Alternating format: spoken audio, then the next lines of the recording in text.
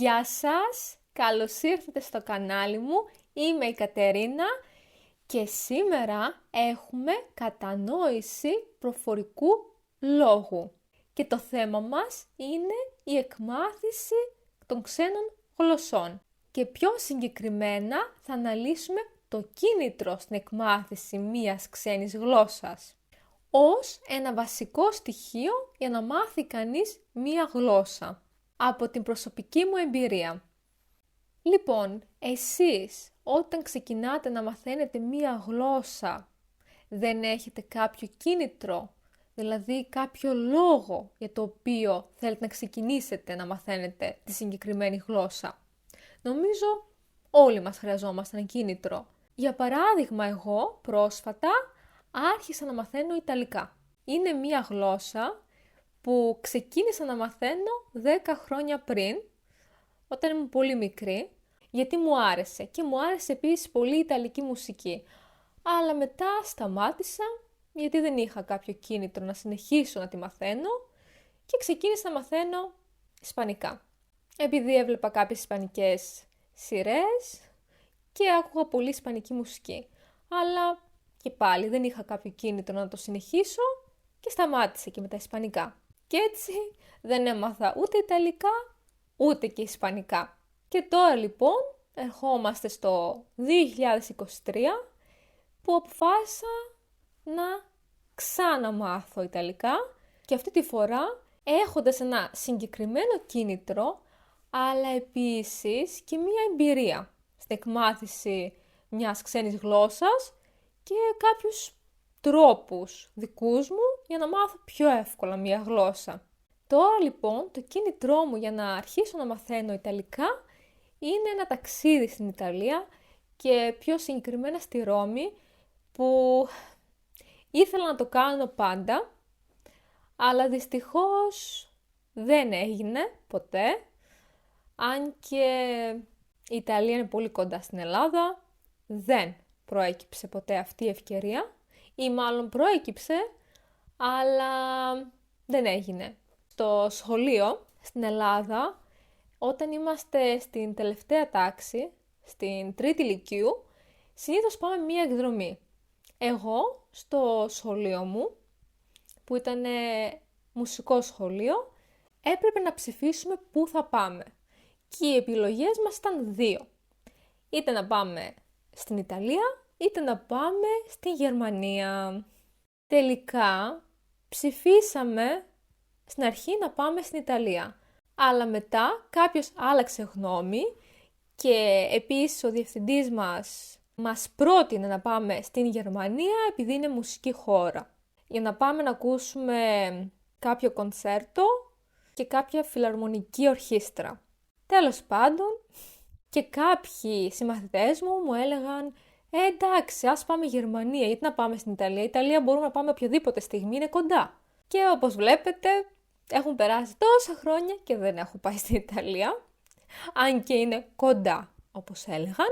Έτσι λοιπόν, τώρα αποφάσισα ότι πρέπει να το κάνω και άρχισα να μαθαίνω πάλι Ιταλικά και ο στόχος μου, το κίνητρό μου είναι αυτό.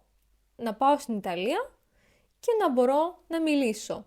Δηλαδή το κίνητρό μου είναι το ταξίδι στην Ιταλία. Και έτσι έχοντας ένα κίνητρο, μαθαίνω τη γλώσσα με πολύ όρεξη και βλέποντας το στόχο μου, το ταξίδι. Αν δεν είχα κάποιο κίνητρο, αμφιβάλλω ότι θα μπορούσα να συνεχίσω και να ασχοληθώ τόσο σοβαρά και να μελετάω κάθε μέρα. Μπορεί να ξεκινούσα, μετά να τα παρατούσα γιατί δεν θα έβρισκα το λόγο να συνεχίσω.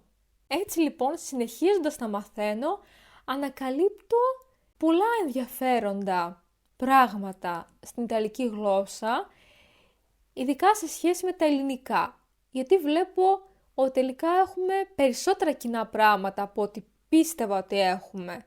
Ειδικά στο λεξιλόγιο, έχω παρατηρήσει ότι πολλές λέξεις μοιάζουν πάρα πολύ με τις ελληνικές λέξεις και επίσης και το αλφάβητο. Έχει κάποια γράμματα κοινά με τα ελληνικά. Όπως ένα που θυμάμαι τώρα είναι το Y.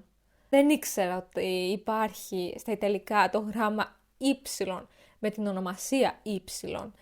Και αυτό με κάνει ακόμα πιο ενθουσιασμένη στο να συνεχίσω να μαθαίνω.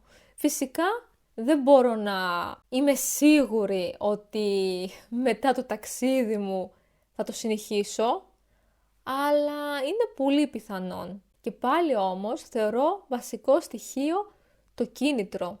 Δηλαδή, αν μετά έχω πάλι κάποιο κίνητρο για να συνεχίσω με την εκμάθηση της Ιταλικής γλώσσας, θα το κάνω.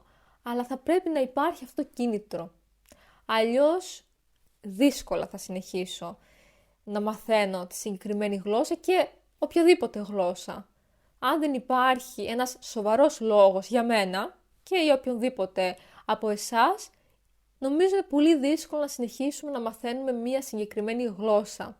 Αλλά φυσικά ξέροντας ήδη μία γλώσσα ή περισσότερες γλώσσες, είναι πολύ πιο εύκολο να μάθουμε και άλλες γλώσσες και επίσης γνωρίζουμε ήδη ποιοι τρόποι μας βοηθάνε εμάς προσωπικά στο να μάθουμε μια νέα γλώσσα, γιατί δεν ταιριάζουν όλες οι μέθοδοι για όλους, δηλαδή κάποιοι προτιμούν να μαθαίνουν μια γλώσσα ακούγοντας, κάποιοι διαβάζοντας, κάποιοι άλλοι γράφοντας, κάποιοι δεν θέλουν να μάθουν τη γραμματική, μαθαίνουν κατευθείαν το λεξιλόγιο και τις εκφράσεις, κάποιοι άλλοι προτιμούν να μάθουν τη γραμματική και μετά να μάθουν το λεξιλόγιο και την δομή της γλώσσας και τις εκφράσεις.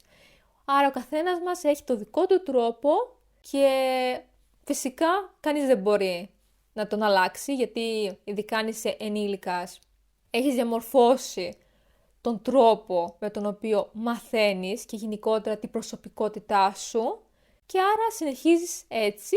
Φυσικά μπορείς να προσθέσεις καινούριους τρόπους για την εκμάθηση μιας νέας γλώσσας, γιατί εξελίσσεται και η τεχνολογία.